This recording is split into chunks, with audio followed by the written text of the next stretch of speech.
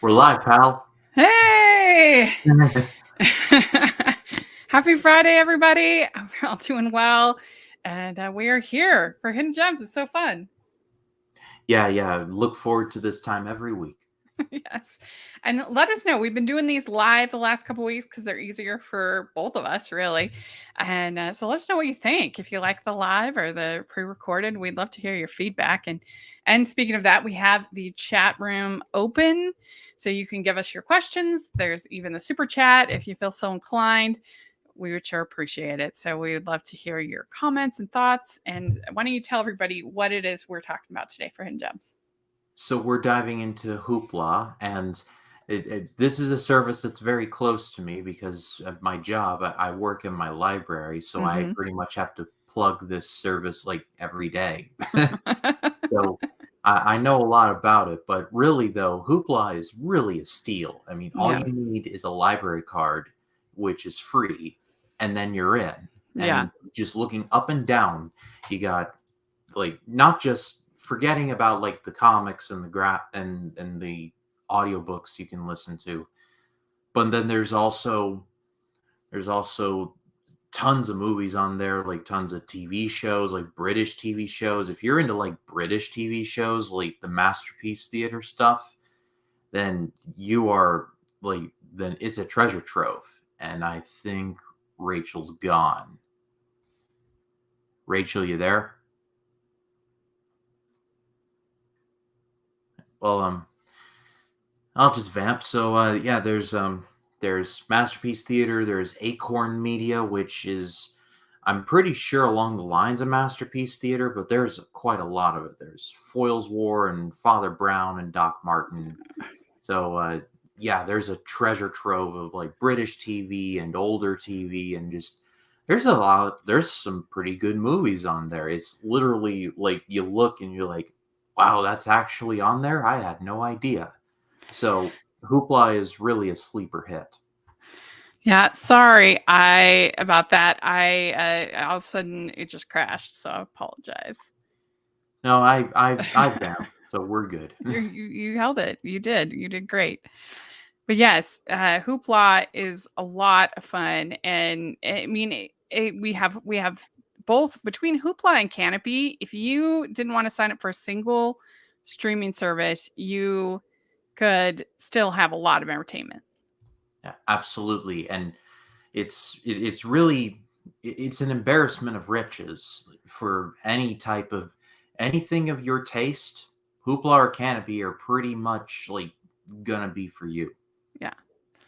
Yeah, no, and especially I was noticing that a lot of the Hallmarkies content. If you're a fan of TV movies, Hoopla has you covered. They got a lot of Christmas movies, a lot of romances, so you'll be set.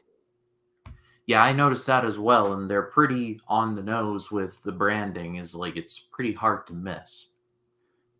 Yeah, yeah, definitely. And I mean, there's just a good. I would say Canopy is more like your Criterion kind of type Hmm. of service, whereas Hoopla is more your mainstream. Yeah, Canopy is definitely more older movies, more acclaimed movies, your festival darlings, like that side of things. Hmm. Hoopla's more general stuff, but I you would be surprised at some of the stuff on there. Like I was looking, and they actually had some pretty acclaimed movies on there. I'm like, wow, I don't know how the rights issues are worked out to get these onto here, but it's fantastic. Hmm. Yeah. Yeah, I know. It really is surprising how much content that they provide for free. It's my favorite, Mhm. as I joke, it's my favorite price, free 99. There you go. Yes. So, other uh, than just talking about Hoopla, how are things going in general for you? You've had a pretty good, are you looking forward to Thanksgiving? Oh yeah, it's fantastic. I'm gonna be Thanksgiving Day is gonna be pretty busy. I've got it off from work, so I'm going Hmm. to be running in a 5K with some friends Nice. on Thanksgiving morning. That's gonna make room for the food I'm gonna eat later. So sweat equity in the morning, so that I don't feel so guilty about it at Thanksgiving dinner. But it's going to be a lot of fun scratching the 5K itch, because my last one was in, I want to say June or July. I can't really remember, but it's been a while. So it's going Yeah. to be a lot of fun to get back into that swing of things. And job's going really well.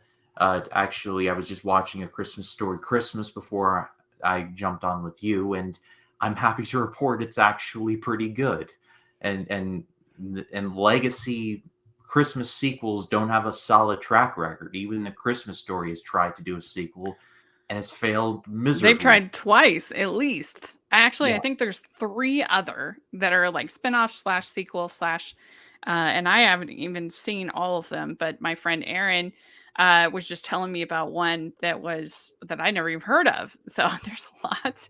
And we're going to have an episode of Hallmarkies podcast that's going to air next week on Christmas Story, and it was kind of funny this morning. So I hadn't communicated effectively because things have just been so crazy, and he thought he was supposed to watch Christmas Story too, and I was like, I'm really sorry because that movie sucks.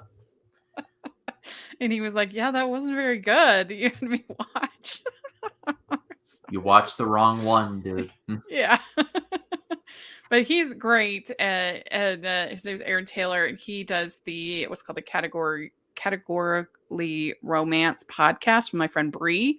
And then he also has a YouTube channel called Aaron's Reading Room, and a very, very charming and affable guy. So y'all should check out his content. But yeah, I mean, I've been so busy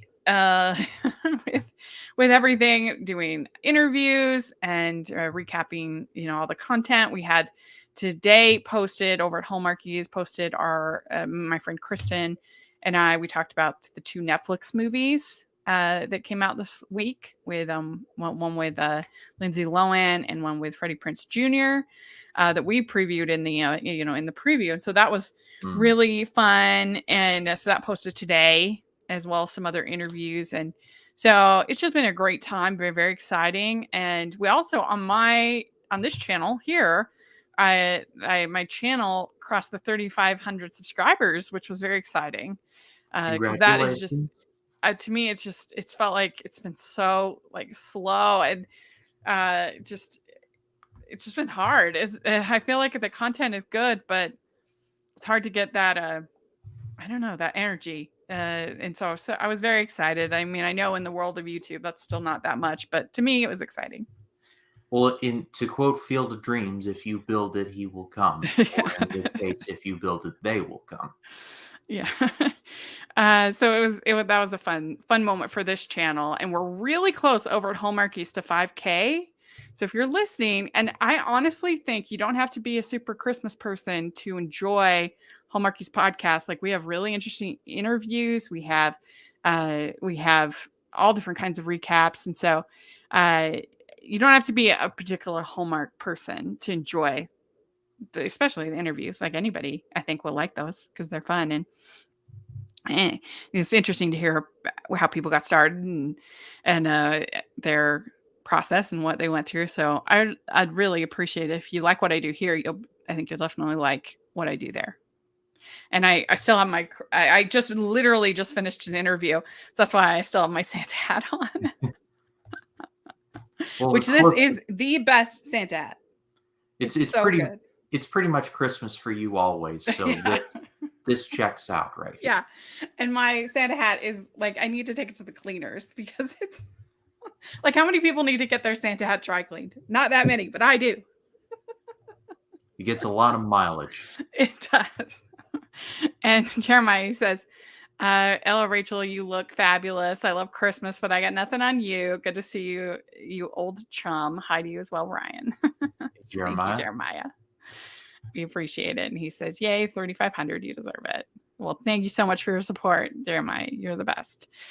And, so let's talk about, I guess we get going, start on our hidden gem. We will have no hidden gems next week because we're taking a week off for Thanksgiving. I mean, I'm working incredibly hard all week. Hallmark, but Yeah, for this, yeah, take a break. we're taking a break for the holidays. Yes. So let's get started. Why don't you talk about your first pick? So my first choice is a stand-up comedy special. It's from 20 I believe it's 2017. I'll have to double check that, but it's called Jim Gaffigan Noble Ape. Now, I've talked about Jim Gaffigan quite a bit on this show before. He's one of my favorite comedians right now, and I think Noble Ape might be my favorite special of his because it has some of my favorite routines of his.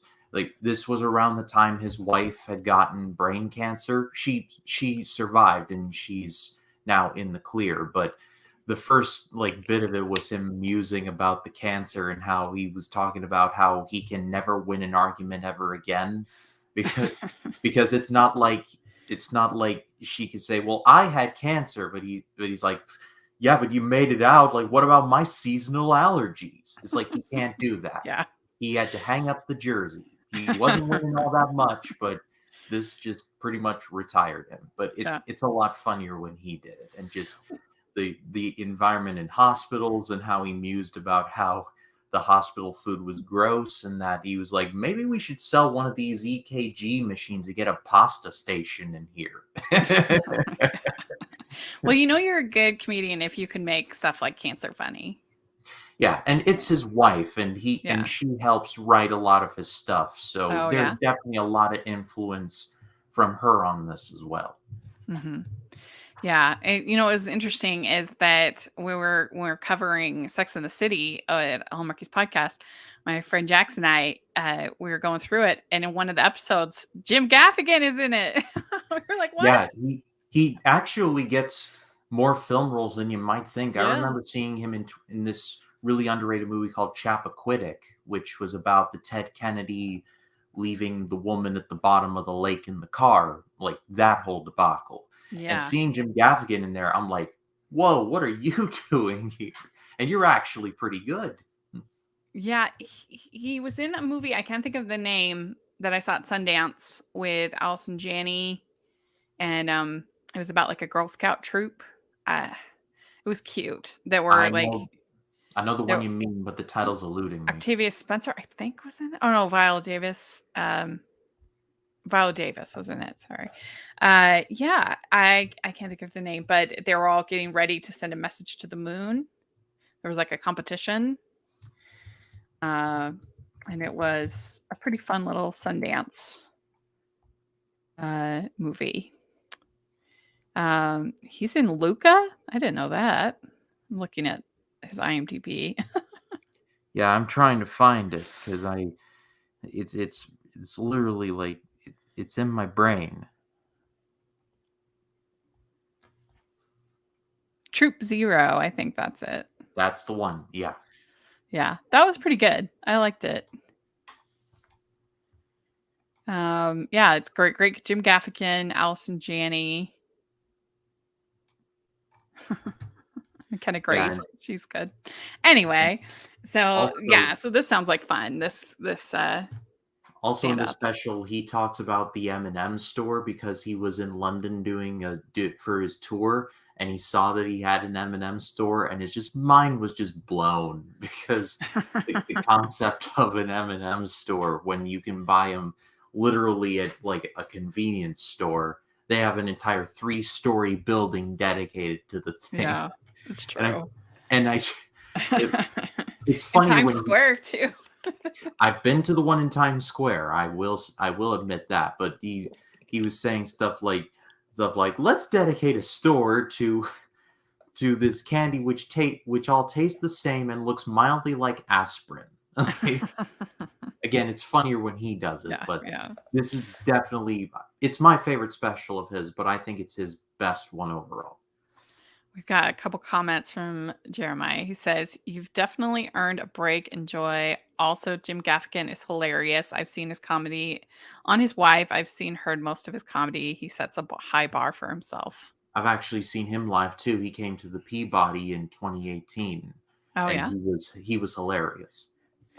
I haven't seen that many comics. I I was kind of disappointed this last year. I went and saw Greg Gutfield, and I was hoping that because I on his show Red Eye, he was very very funny, and on his late night he can be funny. But the show ended up being kind of less stand up and more like the backstory or inside of Fox News, which is not what I'm just not a particular like fan. Yeah. So it was a little bit disappointing. But before that, I've seen Brian Regan, and he's hilarious. If you haven't listened to his stand up, he's very funny, and he's very clean. Like if you want a family friendly thing. And I have also seen Jerry Seinfeld, and he was very funny years ago. So that Yeah. was fun. Gaffigan's pretty clean, but I remember like earlier days he would curse sometimes, but there's some of his earlier bits that I like just as much as his modern stuff. Like there's this one where he talks about the concept of bottled water, and Yeah. he just thinks it was something that the French came up with to mess with us. Yeah. And he'd be like, "How dumb do I think the Americans are? Let's try selling those idiots water." Like, Lord, there is no way they would buy bottled water. Well, that's the funny thing is that in Europe, anywhere I've ever been in Europe, they don't have water fountains. Like No, that's they a don't. very American thing. And you would think that all of these countries would like socialist countries would have like water fountains, free water for people. No.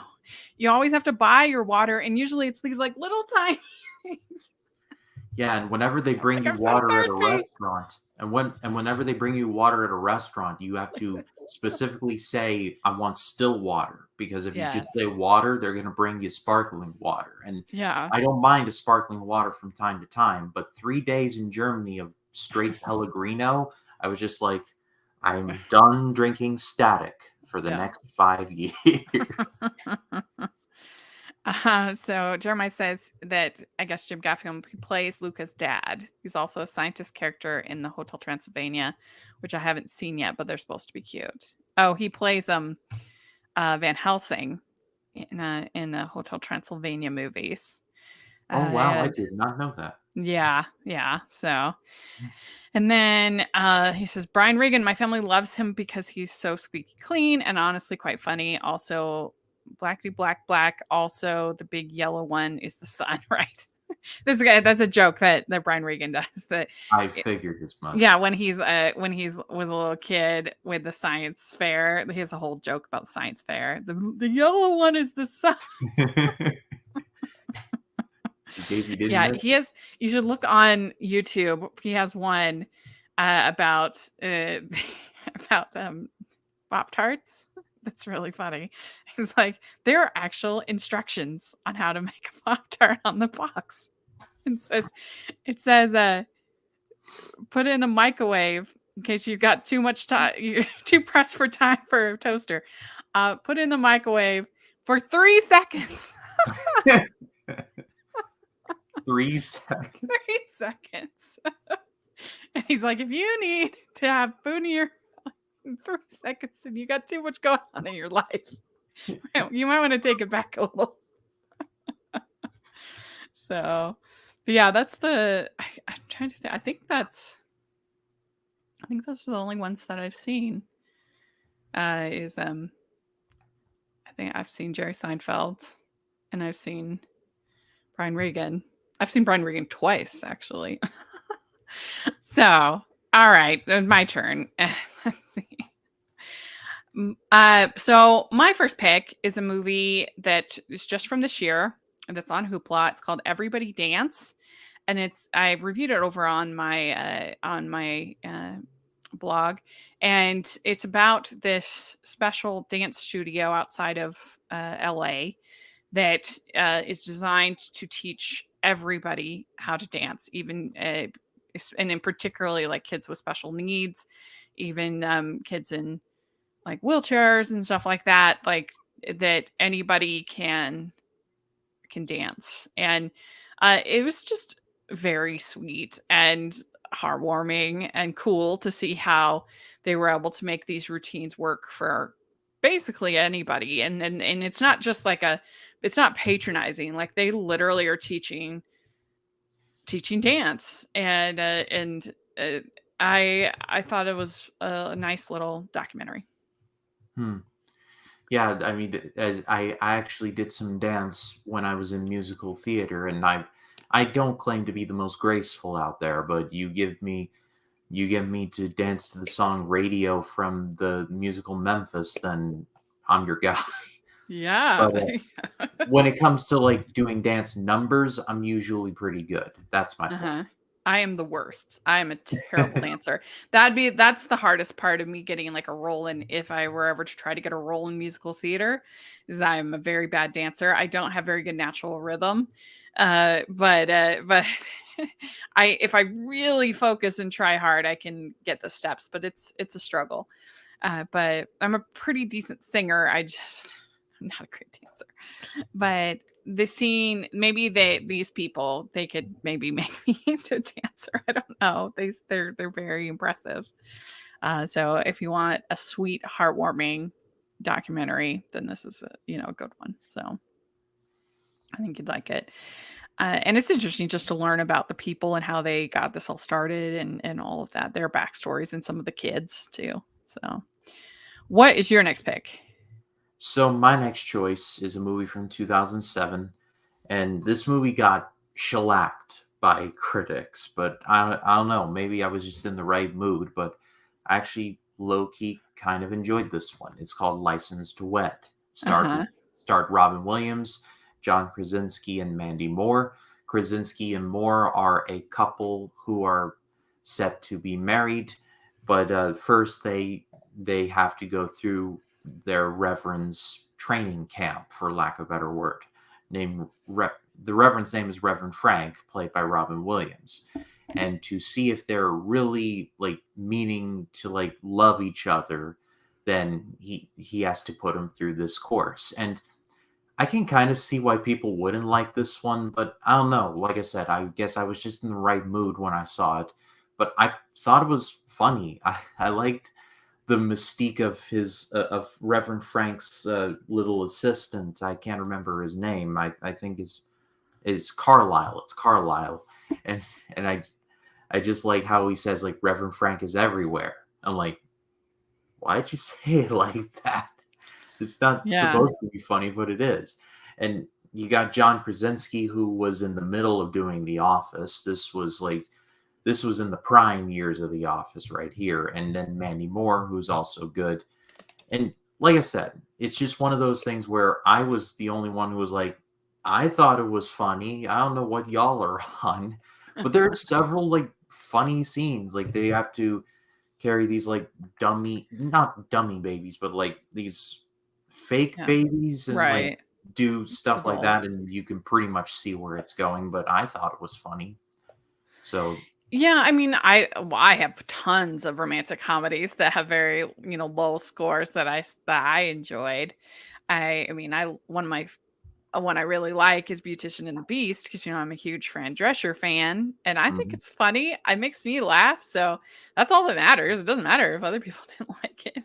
Who cares? yeah, So I've never seen this one, I have to say, but yeah, one of these days I'll have to give it a shot. yeah, Yeah, cool. Okay. Well, my next pick is, oh, we have a comment here. It says Robin Williams is always a delight. He was more or less the only good thing about Flubber, the yeah. Absent-Minded Professor remake. Flubber is a horrifying film. Absent-Minded Professor is so fun. Yeah, I've never seen that one either. the only saving graces are Robin Williams and Christopher McDonald as the villain. You get Mhm. Christopher McDonald as the villain, your movie automatically jumps up in quality. That dude was just born to play a villain. That Is that the Happy guy on Happy Gilmore, Gilmore? Shooter McGavin and Happy Gilmore, Okay. that's right. Okay. He Yeah. also voiced Kent Mansley in The Iron Giant. Oh, that's right. That's right. All right. Well, my next pick is a Hallmark movie. It's Christmas Carol. And this movie stars Carrie Fisher. And when you get Carrie Fisher in your movie, you use Carrie Fisher. And that's what they did. And they had her play every single ghost and Jacob Marley. Okay. I'm just but rolling with it. Yes. Uh, so you have your Scrooge character, and she is like a book publisher, and the her boss, her mentor Eve, uh kind of got her set up and everything like that, and then she like took it to this dark place. And you have Carson Kressley and a couple other people who work for her for work for Carol, and they have a lot of fun with it. They're very, funny about working for this. They're going to start a revolution against her. And you've got your kind of beats of past, present, future, of course, and you've got, this sort of dopey romance that's your Belle character, of course. But you've got a lot of funny lines, and I think a lot of this was ad-libbed by Carrie, because she was so brilliant and so funny, and so that elevates it a lot. And I mean, we do have a long line of female Scrooges. It's not like that's unheard of. There's one that's pretty funny with Tori Spelling. That's a good one. There's one with Cicely Tyson from the 80s. That's a good one. There's a great one called A Diva's Christmas Carol with Vanessa Williams that is great. And so, you have those, but this one, pretty much because of Carrie Fisher, is a lot of fun. Seeing Carrie Fisher in anything outside of Star Wars always kind of boggled my mind because she was so attached to that. Like seeing her in the Blues Brothers to me always weirded me out. I'm like, Uh-huh. whoa, Princess Leia, what are you doing? Why are you shooting rockets at the Blues Brothers? Yeah. Well, she I, even makes a joke about Star Wars in the movie, which is kind of funny. And because she was a brilliant writer, and she was a script doctor for tons of scripts that came through her, and she would, bump them up and make them better. So if you want to interesting, there's a documentary that was made about her and her mother, of course, Debbie Reynolds. And hmm. so if you want to learn more about her, it's pretty entertaining. It was made right before she passed and released right after. So it was on, I think it's on HBO Max. I forget the name, but anyway, and she was great. I actually got to meet her at Comic-Con once, which was amazing. I hate doing photo ops because I just find them sort of awkward, but like she's one that I would do it, and they're so expensive. And so I did her. I've done and then her and Jodie Benson. Those are the only like actual like photo ops that I've done. I've done like selfies and things like that, but yeah, I've done Jodie Benson and Carrie Fisher. Those were the bucket list items. Yes, yes. So that was pretty cool. But anyway, it's a cute little version of Christmas Carol. And it's definitely kind of ridiculous that they don't have any of the other ghosts, but it works for me. I'm not a traditionalist when it comes to most classic literature. Mm. I let there be a lot of leeway. I like seeing different interpretations, and I've seen so many versions of Christmas Carol over the years, and there's been at least two new ones this year with Spirited with Will Ferrell and Ryan Reynolds, which was a lot of fun. I really enjoyed. And then there's one on Hallmark Channel that was also really good called The Ghost of Christmas Always. So y'all should check out both of those for sure. Yeah, there's another one I remember. It starred this comedian, and he did every single character as like a celebrity impression. Like for example, I believe the Ghost of Christmas Past was this comedian, but doing an impression of Johnny Carson, and it was Oh, incredibly weird. But I haven't seen I've that never one. seen it. I've heard it on a video from a channel called Hats Off Entertainment, which is really good. And I Ah, can't even remember the title of it now, but it debuted on HBO Max, or not HBO Max, but it was an HBO movie from the mm. early '80s. There's also really funny the Black Adder Christmas special, which is so funny. It it in it they basically it's like the opposite where they have like somebody who's super like happy and optimistic, and then their goal is to make them like cynical by the end. It's funny. I recommend it. Anyway, what is your next pick? So my next choice, and here's our hard left for the evening. It's from 1980, and it is The Elephant Man. So this was directed by David Lynch, and the movie's pretty well regarded. So being a hidden gem is very much walking on the wild side. But it's a movie I that I actually have a lot of appreciation for. It's a very difficult movie to watch, not for anything other than John Hurt's performance as the Elephant Man and just the horrifying makeup they have him in. Seriously, like whoever did that, I hope they were paid well because it convinced me being like, whoa. And then you got Anthony Hopkins, who's this doctor who pretty much takes the Elephant Man in and protects him and tries to give him some form of decency.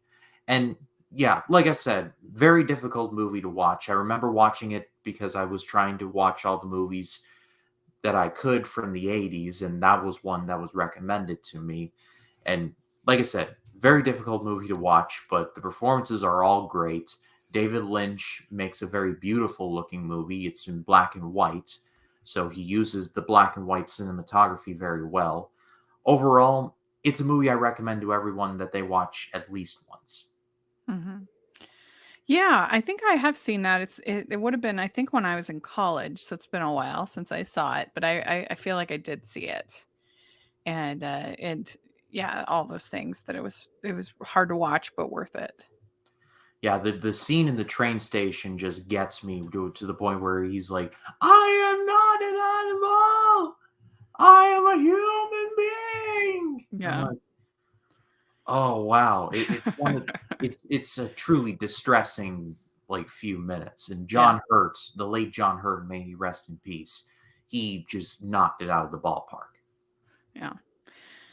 Well, my next pick is hold on just a second. So my next pick is a movie that in its time would be a hidden gem because it's like nominated for Best Picture and stuff. But I think it's been kind of forgotten. And it's called Quiz Show. And it's a movie about this true thing that happened with the show 21, where it found out that a man was getting the answers fed to him that he knew. And so so there's this whole scandal. And I guess it actually like really happened. Hmm. And it's set in the 1950s. It's directed by Robert Redford. There's a lot of style here, and it stars John Turturro, Rob Morrow, Ray Fiennes, and Paul Schofield. So it has like a great cast, and yeah, it's a very entertaining, well made, well acted movie. Yeah, I remember seeing this. It's been a long time since I have seen it, but I do remember seeing it and I do remember liking it.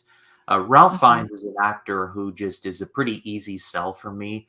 I am Yeah. so ready to see the menu. I'm seeing it Uh, tomorrow, and I've heard nothing but amazing things. Ralph Fiennes is just such an easy sell for me. You just put him in anything. I'm like, I'm yeah. there. So The Menu was a movie that I gave a 7 out of 10 to, which is pretty good. A pretty good Mhm. score. I thought it was well done, and I didn't love the ending, but I have to say it's a movie that no spoilers of course, but it's a movie that's really stayed with me, and I keep thinking about it and I'm like, "Oh, that was crazy." And so I think I might bump it up to an 8 cuz it really has stayed with me. I keep thinking about it. I was talking to my brother about it yesterday, and it's wild. So I look forward to you seeing it. Oh, because it has a lot of things that I really like. Ralph Fiennes, Anya Taylor-Joy, Nicholas Yeah. Hoult. It's a movie about food. Like you can't tick any more of my boxes. Yeah, it's wild. But all right. So what do you have next? So my next choice, or wait, actually, I had Elephant Man, so it's your turn. I just said quiz show.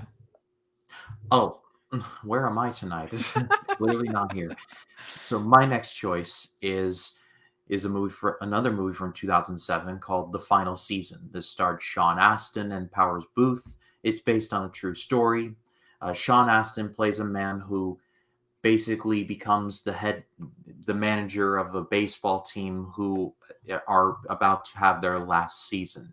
They were really good, but through a series of events, they're about to be disbanded. And the movie is basically about how he handles this final season. And it's been a minute since I have seen the movie, but it's Sean Astin in a baseball movie. That's another couple of things that I really like.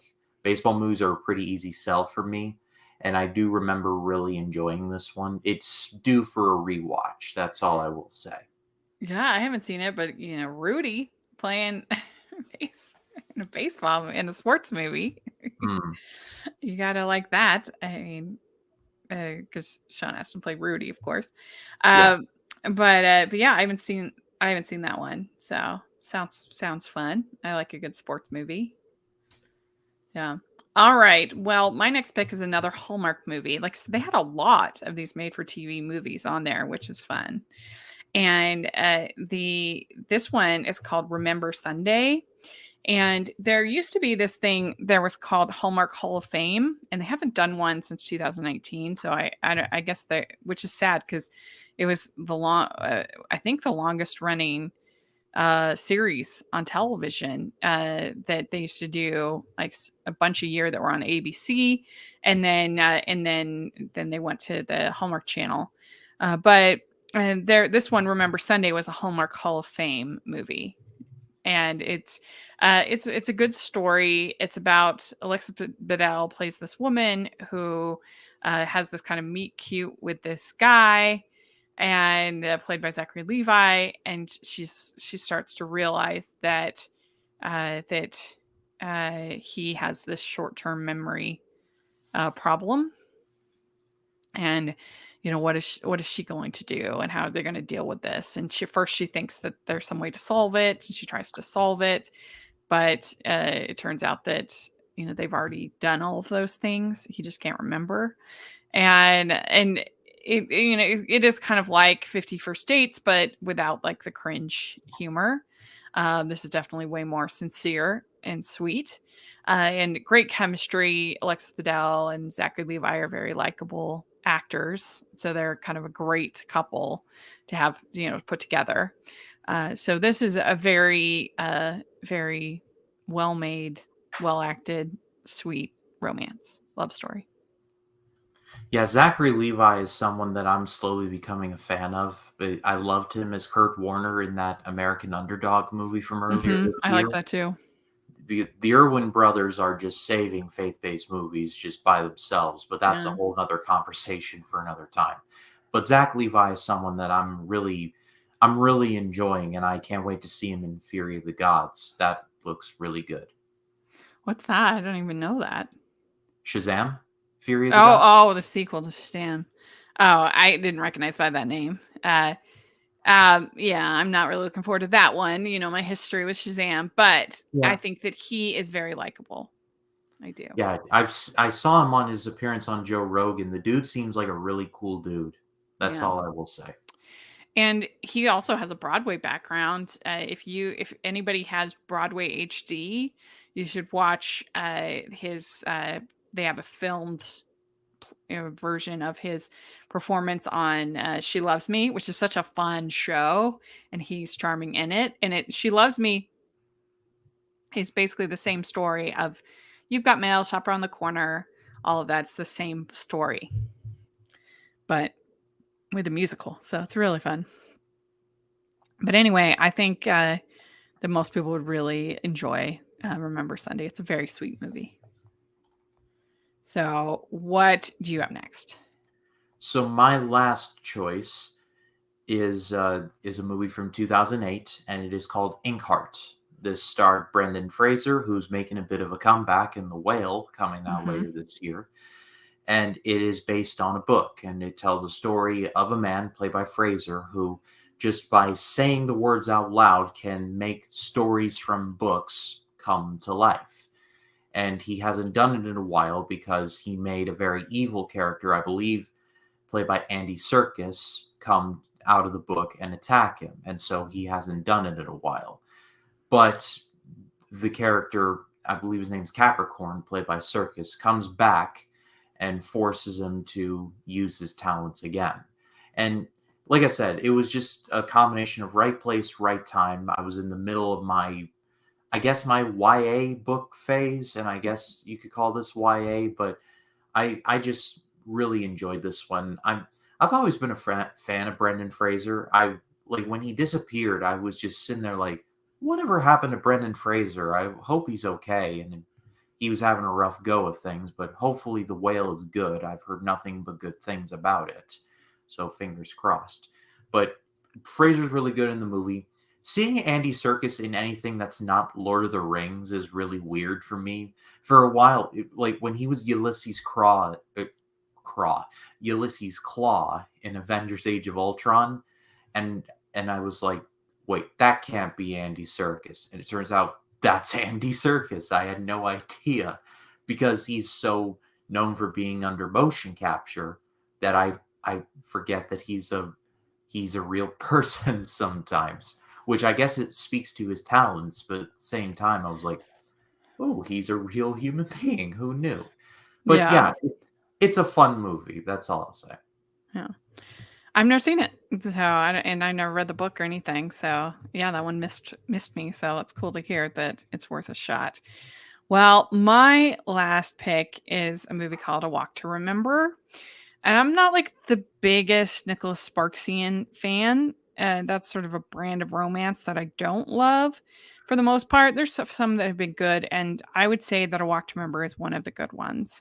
I really like Mandy Moore in it, and I think that her and the guy, I forget his name, are really good in it. They have great chemistry. I mean, it's a very Nicholas Sparksian story. Shane West is his name, and it's just about this romance with this girl, and there's like almost all Nicholas Sparks movies. There's some kind of cancer involved with one of the characters, and anyway, I really like the songs. I think they're very sweet, and the chemistry. And it's my favorite Nicholas Sparks, above The Notebook. And a lot of people like The Notebook the best. But I think that these characters are more likable than anybody in The Notebook. And I think it adds the added value of having the songs. I don't know, I like it better than The Notebook. Yeah, But working in a library, I tend to see certain authors get checked out more often. It's like David Baldacci, James Patterson, mhm, Nicholas Sparks is definitely in the rotation. Stuart yeah. Woods, so so Sparks is definitely in that rotation of books I see checked out quite a bit. Yeah. Yeah, and it definitely has its audience and the people that really enjoy them. And I there's some that I like, but for the most part, sort of the weepy isn't my favorite type of romance. But this is one where I think they do it well. They do a good job. Yeah, So, and I'm normally not a big YA person either. So the fact that this works for me really says a lot of how good a movie it is. So, we got a comment that Andy Serkis rocks. He did a great radio drama adaptation of the Screwtape Letters by C.S. Lewis. Serkis is the perfect Screwtape. That I sounds need very to I entertaining. need to look that up now. Yeah, I love Screwtape Letters. So fun. So there we go. We did it. We did our list for Hoopla. And I think this was a fun group, and Yeah, Hoopla is a good app, so people should check it out. yeah, I wholeheartedly agree. Yeah. So how can people find you, Ryan, and your content? They can find me on Facebook, Twitter, Instagram, and Letterboxd at RyanCam20. And there's, of course, my YouTube channel, which is just called Ryan Cam. There's a lot of stuff coming to the channel. I reacted to, because I'm a part of the League of Cinephiles as a host over there, I reacted to their TIFF series. They went to the Toronto International Film Festival and filmed some in-person matches there. So it's taking a while for me to edit those, but those will be out in the coming week. So stay tuned for those. I'm going to be reviewing A Christmas Story Christmas and the Menu. And then this coming Sunday will be my Better Than You Remember video for the Iron Giants. So that's going to be so much fun. So if you have not checked me out, please do. And since we will both be out on Thanksgiving, I hope you all have a happy and safe day. Have a lot of food, enjoy yourself. We all deserve it. Yes, definitely. Hope y'all have a very happy Thanksgiving. And I have some fun content coming out this week, even though we're not doing hidden gems. Sometime this week or this next week, I will have I'll have a video on RRR, and I got to ask 2 questions of SS Rajamouli, the director. So I've got to edit that one of these days. It'll happen. One of Uh, these nights, dun, dun, dun, dun. Yes. And also, we're going to continue on Foreign Language Movie Month, which I've really been enjoying doing. And you also definitely want to check out the Hallmarkies podcast for interviews and tons of fun content. And I am seeing Strange World tomorrow, so you want to look for my early response, and then I'll have a review, and we'll be talking about For Talking Disney, me and Stanford. So there's gonna be lots of Strange World content coming up. So definitely want to take a look at that. And thanks so much, everybody. And thanks, Jeremiah. Always great questions. And we'll talk to you in 2 weeks. Bye, everyone.